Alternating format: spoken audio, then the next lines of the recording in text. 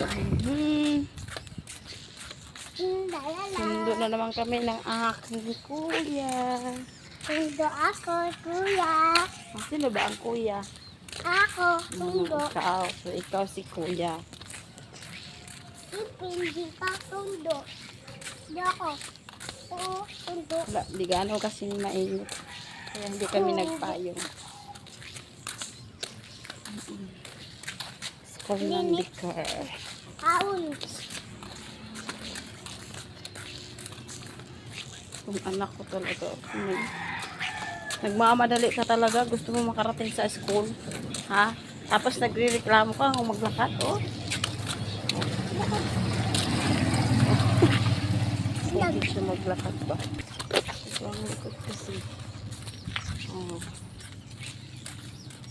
Araw-araw sa amin umuulan. Kala ko nga, uulan naman ngayon malakas. Buti, huminto agad. Kasi, mabasa kami pag nagsundo. Distance pa naman sa amin yung ano dito, yung sasakyan. Naglalakad kami na siguro nasa 15 minutes bago pa sa pilahan ng tricycle. Wala. So, yun.